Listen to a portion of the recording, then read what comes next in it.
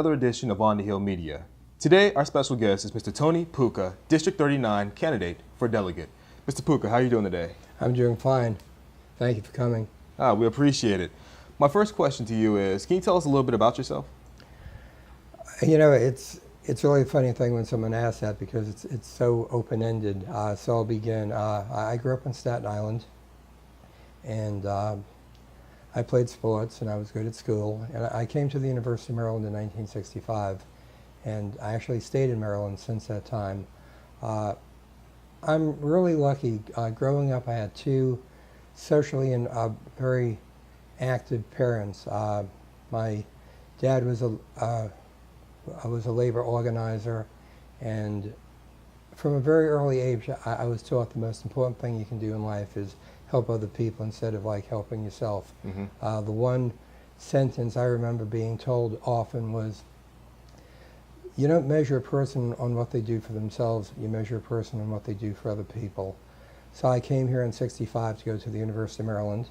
I got out in 1969. I got married fairly quickly. I've got 4 daughters, 39, 37, 27, and 25, and I've got 5 grandchildren. But in 1976, I became active in the local Democratic Party, and I've been active ever since. One thing I'm very proud of myself for doing, from the time I was 13, I've worked with the developmentally disabled, and I've continued doing that now my entire life. And I'm very proud of the fact my daughters do that also. From a political viewpoint, I've been unlucky in the fact I've run for 4 or 5 offices that I've lost by less than like 1 or 2% of the vote. Mm-hmm. But during all that time, I've been able to stay involved. I think I closed both of Bill Clinton's campaign headquarters. I was one of the captains of his inaugural parade, and I ran one of the balls. But the amazing thing, and why I'm running for office again, I turned 62 and I decided I could retire, I could move to Florida, I could go live in my summer home. But the thing that makes me most happy and the thing I get most enjoyment out of is helping other people. So there was an open seat in District 39. Probably the first time I've ever run for an open seat. I normally run against strong incumbents. So I decided at this point in my life, I'm going to try to get elected. And when I go to Annapolis, I'll spend most of my time working for the people who need help the most. And that's a fairly quick way of describing who I am and what I've done, if you would like to know anything else. That sounds great. Now, what do you plan to accomplish when you become elected? Well, it's very important before you vote for someone to find out what they've done to deserve that vote. And in the past 35 years, I have campaign led, and I have a website saying I've done more for the people of this county and state out of office than anyone in office. And as of yet, I haven't had one elected politician disagree with that. The first thing I intend to do, let me bring you back to 1982. In 1982, all 50 states had bills in front of the state house to eliminate banking rate. It was all banking deregulation, meaning you would have no rates on the amount of interest you can charge. In the state of Maryland, Governor Hughes and Attorney General Sachs and the entire leadership were in favor of having deregulation. I went up in the second week, and I became the leader of all the consumer groups opposing it. To make a long story short, on the last day of the session, we passed a bill putting a 24% cap on interest rates. Only 11 other states put a cap on interest rates, and no one else was even close to ours.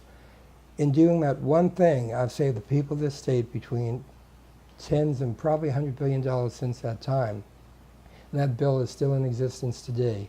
When I go to Annapolis right now, the first thing I'm going to do is take on the banking industry. Why? We gave banks hundreds of billions of dollars to become profitable. They gave the money to the bank offices and bonuses. We gave banks hundreds of billions of dollars in stimulus money to help the mortgage industry. Instead, what they've done is they've only modified 220,000 out of 9 million loans. We gave banks money at 0% interest, meaning they could borrow from the Fed at 0% interest. What did they do? They've increased, on average, credit card rates between 8 and 10%. When I go to Annapolis, while every other senator and delegate are talking about, oh, they're going to help education, they're talking about mass transportation, they're talking about roads, they're talking about the environment, well, I'm in favor of all those too, and I'll vote for them.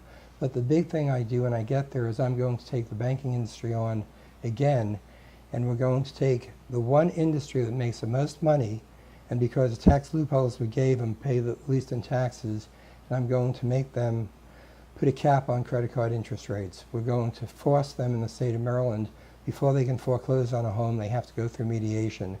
We're going to say, fine, if you want to give a $2 million bonus, we're going to have a fee or a tax in Maryland, but you're going to have to pay 72% on that. If I can do that one thing, we'll get the state back maybe $1 billion in revenue. It could eliminate the deficit we have, and it could keep people from being put out of the homes. There's a lot of other things I can do, but that's what I'm going to do first. The state of Maryland has to make $1 billion in budget cuts. How do you think this is going to be best achieved in our General Assembly? It's a very difficult thing to cut $1 billion from the budget, but the fact is, unlike a lot of people running for office right now who are talking about what they're talking about what they're not going to cut. We have a teachers union that's so strong right now. Every single person running for office is saying we're going to make sure we fund everything they want. We're going to make sure we fund the pensions. The fact of the matter is, what we have to do is we have to cut $1 billion, but we have to cut it in a way where it doesn't hurt everyone a great deal. Meaning, if everyone can share in the burden, we have about 300,000 people whose unemployment is about to run out. We can't let that happen. We have to find money for them. So what I'm saying is, we have to look at every single sector of the economy. We have to look at the teachers union. We have to look at plans where we're building roads. We have to, right now, find a certain amount of money in every single facet of the budget and cut that evenly so everyone shares in the hit the same way. The problem we have in Maryland, and the Washington Post has brought it out in 2 editorials, is we have some groups that are so strong, they provide so many votes, they wind up getting their way when, well, let me give 2 examples right now. If we put a 10-cent tax on a drink in the state of Maryland, we would be able to raise $214 million. It would put 65,000 people back on, give them health insurance, and it would eliminate all the cuts we've made for the disabled. And that's important, 10 cents. Right now, we have a penny tax per drink.